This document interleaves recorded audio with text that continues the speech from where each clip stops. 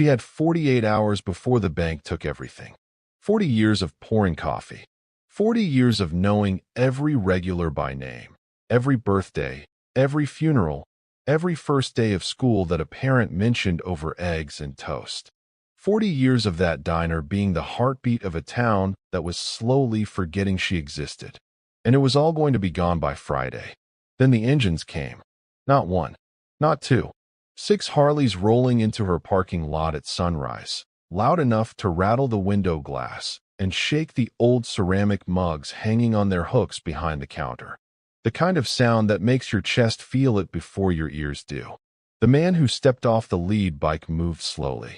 Leather vest, full patch on his back, a scar running clean through his left eyebrow, like someone had drawn a line there and meant it. Eyes that didn't blink when he walked through the door. He looked around the diner like he was checking it against a memory, like he'd been carrying a picture of this place in his head for a very long time. He walked to the counter, set down a thick envelope, and said, quietly, in a voice that didn't need to be loud to fill the room, "You don't remember me, but I remember what you did." Cut to black. Because 29 years ago, a 7-year-old boy whispered to this woman, "I'll pay you back one day." And today, he came to collect. Before we continue this story, let us know in the comments where you're watching from. We'd love to hear from you. And if you're new here, click that subscribe button right now so you never miss any of our upcoming videos. Because the stories we tell here are exactly this kind of real. Now let's go back. All the way back to 1994, to a small diner in a dying American town, and to a woman named Evelyn Harper who was about to make a promise she couldn't keep. Evelyn Harper was 34 years old in the summer of 1994, and she had already lived what felt like 2 full lifetimes. She'd buried her husband 3 years earlier, a good man, a quiet man, the kind who fixed things around the house without being asked and never raised his voice once in 11 years of marriage. When he died, he left her the diner, a mortgage, and a flannel shirt she kept hanging on the hook by the back office door because she wasn't ready to move it. She ran Harper's Diner alone. Up at 4 in the morning, last one out at 9 at night. She knew every regular by their order before they opened their mouths. She gave credit to people who couldn't always pay it back. She wasn't rich. She wasn't even comfortable. But she showed up. Every single day, she showed up. The boy appeared on a Tuesday in late July. He was sitting on the curb outside when she unlocked the front door at 5:30 in the morning, and her first thought was that he looked like something the night had left behind. 7 years old. Arms that had bruises in the kind of places that don't happen from falling off bikes. Too quiet in the way that children become too quiet when they've learned that making noise brings pain. His name was Caleb Ward, and his mother was in the county hospital 2 towns over, dying of heart failure at 31 years old. He had walked 4 miles to reach that diner because his mother had told him, once, that the woman who ran it was kind. Evelyn didn't ask a lot of questions that first morning. She put a plate in front of him and let him eat. He ate like he hadn't in a while. She refilled his orange juice twice without him asking. The regulars that morning glanced over at him and didn't say much, because in small towns people understand certain silences. That day she called the hospital. She spoke to Caleb's mother, a woman named Linda Ward who was too weak to sit up but still clear-eyed enough to beg. "Don't let them send him back there," Linda said. She was talking about the foster home Caleb had already been through once, a placement that nobody with authority had looked at closely enough. "Please," Linda said. "He's a good boy. He doesn't deserve what's back there." Evelyn made the promise. She said the words out loud. She meant them. For 9 days, Caleb Ward lived in the back of Harper's Diner. He slept on a folded stack of tablecloths in the storage room. He ate real food 3 times a day. He helped Evelyn wipe down tables without being asked, moving quietly through the diner like he was trying to take up as little space as possible. She gave him her late husband's flannel shirt because the nights were cool and the boy had nothing with sleeves. He wore it like a coat, didn't take it off. She watched him start to uncurl, slowly, the way something does when it finally believes the cold might be over.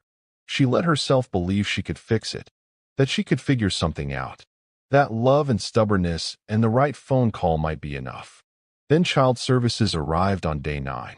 2 workers, professional, not unkind, but firm in the way that people become firm when they have learned to put a wall between feeling and function. They explained the legal situation clearly.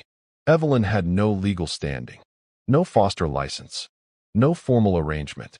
What she had been doing, technically, could be construed as harboring a minor. They used the word kidnapping once, carefully, and they watched her face when they said it. She understood what they were telling her. She had a diner, a mortgage, a life she had built on staying on the right side of the law. She made the responsible decision. She let them take him, and she hated herself for it for 29 years. Caleb didn't cry when they walked him to the car. He didn't yell or fight or reach back for her. He just pressed his small face against the rear window as the car pulled away, and he looked at her with eyes that were absolutely steady. Not angry, not broken, just watching. The way a child looks when they have already learned not to be surprised by adults failing them. That look, that quiet, steady, watching look, stayed lodged somewhere behind Evelyn's sternum for the next 3 decades. Some mornings she'd be pouring coffee at the counter and she'd feel it there. That small face in the window, going away. Sometimes the law protects paperwork, not people. 29 years later, the man sitting across from Evelyn Harper in that same diner went by Cole. Cole Ward. He was 36 years old, broad-shouldered, with hands that had worked on engines long enough that the grease had become part of the skin. The scar through his eyebrow came from a night he didn't go into detail about. He drank his coffee black, held the mug with both hands, and spoke slowly, like a man who had learned to think before he opened his mouth, because there had been times in his life when the wrong words cost him. He looked around the diner while he talked, the same way he had when he first walked in that morning, checking it against memory. He had been through 9 foster homes. 9. The first 2 were neglect, absent parents collecting a check, food that ran out before the month did, a school he attended maybe half the time because nobody was tracking it. The 3rd home was a farm operation outside of town. 2 adults who had figured out that the foster system would send them workers if they called them children. Caleb, Cole, spent the better part of 18 months getting up before sunrise to feed animals and mend fences, and any complaint was met with what the adults called discipline and what a reasonable person would call something else entirely. He doesn't linger on that home. He mentions it the way you mention a road you had to drive through to get somewhere. Not the destination, just the route. He ran at 14, just walked away from the 7th placement on a November morning and didn't look back. He had $11 in a bus ticket he'd saved for 3 months and no plan except away. 8 months on the streets of a mid-sized city he won't name. He ate when he could, slept where it was safe, learned which doorways were protected and which weren't, learned how to read a block, a crowd, a face, learned what it meant to be 14 and invisible in America, which is a particular kind of invisible that nobody who hasn't lived it fully understands. He doesn't tell this part with self-pity. He tells it the way a man tells a story about whether he survived. Evelyn sat across from him and listened without interrupting. Because what do you say? What words exist for sitting across the table from the child you let go and hearing what the going cost him? Her coffee went cold. She didn't touch it. Cole looked at her once during this part of the story, just briefly, and then looked back at the counter, giving her room. Then he said, "I didn't come back for revenge." He let that sit in the air for a moment. And if you're watching this right now and thinking about someone the system failed, someone you know or someone you were, I want you to sit with that line for a second. Because there's a version of this story where Cole Ward comes back with nothing but bitterness, where 29 years of being failed turns a man into something that reflects exactly what was done to him. That version of this story is more common than anyone wants to admit. This version is rarer, and it matters because of what happened in an auto shop parking lot in November, when Cole was 14 years old and had been on the street for about 2 months and was out of ideas. He was behind a garage, out of the wind, going through a dumpster for anything useful. Not proud of it. Not ashamed of it either. Just doing what you do when the alternative is worse. A man came out the back door of the shop, saw him, and didn't call the police. Didn't run him off. Just stood there in the cold with a coffee mug and looked at him for a long moment. The man was somewhere in his 50s, heavy through the shoulders, Vietnam veteran's face, which means a face that had seen enough that it stopped performing shock a long time ago. He wore a vest. He asked one question. Just one. You running from the law, he said, or from life? Cole looked up at him and said, neither one of them's been that interested in me. And the man, whose name was Rex Dalton, road name Grim, full patch Hell's Angel, almost smiled. He said, come inside. It's cold. How many of you right now are thinking about a moment in your own life when someone asked the right question at exactly the right time? When one sentence from one person changed the entire direction of what happened next? Because that's what this was. Not a rescue. Not a hero moment. Just a man asking an honest question and a boy giving an honest answer and a door opening. That's all it takes sometimes. That's all it ever takes. Grim gave Cole a choice the next morning. Not a speech. Not a lecture. A choice. Work or leave. There was a cot in the back of the shop. There were rules. Show up, do your job, don't lie, don't steal, and don't bring chaos through that door. No pity. No exceptions. Cole stayed. He learned how an engine works from the inside out. He learned that discipline applied to something you're building feels completely different from discipline used as punishment.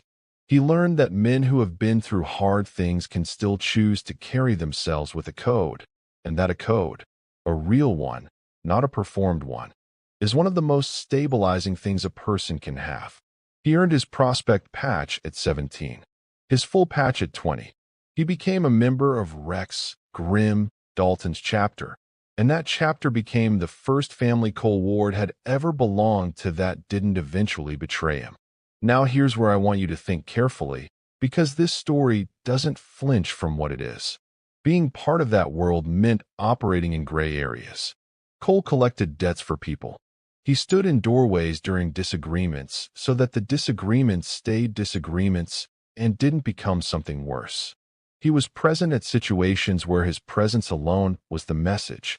He is not asking anyone to call that clean. He doesn't. But he also never drank his money away. Never spent it on the things young men in that world often spend it on. He saved. Quietly, consistently, with a patience that didn't quite make sense until you understood what he was saving toward. He was building toward something.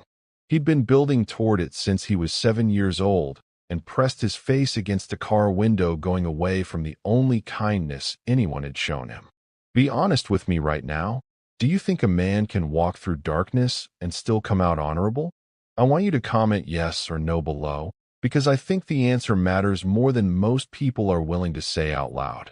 Because the world has very clean opinions about men like Cole Ward and very little interest in asking how they got there or who was supposed to stop it. Comment below. I'm genuinely asking. Then Grim got cancer. Lung cancer, diagnosed late. The way it often is with men who didn't go to doctors because they didn't trust systems and didn't have time for weakness. Cole sat with him through the end, drove him to appointments he hated, and made food he barely ate, and didn't make it sentimental because Grim would have hated that. When Grim died, he was 68 years old, and he died with Cole in the room, which is more than most people get. Nobody in the chapter expected what the wolf said. Grim left Cole the auto shop, a legitimate, profitable business that Grim had run as clean as possible for the last 12 years of his life, his own version of building towards something better. The chapter assumed Cole would expand it. Maybe open a second location. Maybe use it as a base of operations for the business side of things. Cole let them think that for about 2 weeks. Then he listed it. He sold it for $294,000, and he did it quietly, and when people asked why, he said, I made a promise when I was 7. Most people didn't fully understand that. They understood it later. Because here is what was inside that thick envelope Cole set on Evelyn Harper's counter on that sunrise morning. Not just cash. Something far more methodical than that. Over the previous 3 years, Cole had been doing homework. He'd tracked down every debt Evelyn had accumulated. Medical bills from a surgery 2 years prior that her insurance had fought and partially denied. Credit card balances she'd taken on to keep the diner's equipment running. Back property taxes the county had been threatening to escalate. And the foreclosure notice from a developer who had bought her debt from the bank and was now moving to claim the property. Cole had gone to a real estate attorney. He had learned exactly how debt purchasing works, which is to say he had learned that collection agencies buy debt for pennies on the dollar and then pursue it for full value. So he had done the same thing, legally, and bought Evelyn's debt before anyone else could move on it. He had outmaneuvered the bank. He had pressured the developer through legal channels, and a few conversations in parking lots that were technically just conversations. He had cleared everything. Inside that envelope was the paid-off medical debt, cleared credit cards, back taxes eliminated, the foreclosure reversed, and the deed to Harper's Diner, free and clear, back in Evelyn Harper's name. She sat there holding the deed with both hands and didn't speak for almost a full minute. Then she whispered, "I broke my promise. I let them take you." Cole looked at her steadily. He said, "You kept me alive long enough to survive." Think about that sentence. Sit with it for a moment. 9 days. Tablecloths on a storage room floor. Orange juice refilled twice without asking. A flannel shirt that smelled like someone's husband. That's all it was. And to a 7-year-old boy who had been given nothing, it was the difference between having a memory worth surviving toward and having nothing to aim at. How would you feel right now if you were Evelyn Harper sitting across from that man? How would you feel if you were Cole? I genuinely want to know. Leave it in the comments. But the envelope wasn't the end of it. Cole slid a folded document across the counter and watched Evelyn open it. It was a property deed for the abandoned building next door to the diner. A building that had been empty for 11 years, windows boarded, paint peeling, the kind of building a town stops seeing after a while. Cole had purchased it 6 months prior. Renovations were already underway. The building was going to become Dalton House, named after Rex Grim Dalton, and it was going to be a community resource center focused specifically on the two populations Cole Ward knew better than most people alive: foster youth aging out of the system and veterans who came home to a country that had already stopped paying attention. Hot meals, trade skill training, welding, mechanics, electrical, the kind of skills that produce employment. Veteran mentorship programs pairing older men who had survived hard things with younger men who were still inside them. A structure built on earned trust and clear expectations. The same structure Cole had found in Grimm's auto shop at 14. Without the gray areas, without the cost that had come with his version of it. The Hells Angels chapter had funded a significant portion of the renovation. Every man on that crew outside had contributed. The bikers in the parking lot weren't there to intimidate anyone. They were there to build. The sheriff arrived at 9:15 that morning. He had gotten a call from a nervous local who had seen 6 motorcycles outside the diner and assumed the worst. He pulled in expecting a situation. What he found was a diner full of bikers drinking coffee and eating breakfast, a woman crying quietly in a corner booth, and a man with a scar through his eyebrow showing the sheriff a stack of legal documents and the architectural plans for a community center. The sheriff stood there for a long moment. Then he sat down and ordered eggs. One woman fed one hungry boy for 9 days. He spent 29 years turning it into a movement. 6 months after that morning, Harper's Diner had a wait on weekends for the first time in a decade. Word had gotten out.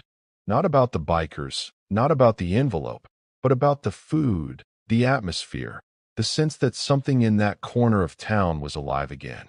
Dalton House was serving over 200 people weekly by month 4. 3 foster youth had completed their first welding certifications. A 62-year-old Vietnam vet named Dennis was showing a 19-year-old how to rebuild a transmission and, in the process, how to show up somewhere every morning with a reason. The sheriff began quietly referring teenagers he was worried about, Kids he kept seeing in the wrong places at the wrong times. To Dalton House, instead of processing them into a system that would only make things worse. Evelyn was sleeping again. Really sleeping. The kind that comes when the weight you've been carrying finally has somewhere to go. She was smiling in a way that the regulars hadn't seen since before her husband died. Then one winter morning, the door opened, and a boy walked in. 13 years old. Jacket too thin for the weather. Eyes too big for his face. The kind of eyes that are already old, already watching for the door, already doing math on whether this is safe. He stood just inside the entrance, not quite committing to being there yet, ready to leave if the room told him to. Evelyn came around the counter before he could decide. She walked straight up to him the way she had walked up to a 7-year-old boy on a July morning in 1994. She said, "Sit down. Eat first." Cole was at the counter. He didn't make a speech. He didn't introduce himself or explain anything. He just moved one stool over and sat beside the boy and drank his coffee and let the boy feel what it felt like to have someone nearby who wasn't going anywhere. Family isn't always blood. Sometimes it's who shows up, who feeds you, who stays. Brotherhood isn't about patches or colors or what's written on the back of a vest. It's about promises kept. It's about the decision, made quietly and repeatedly, to be the thing you needed when you had nothing.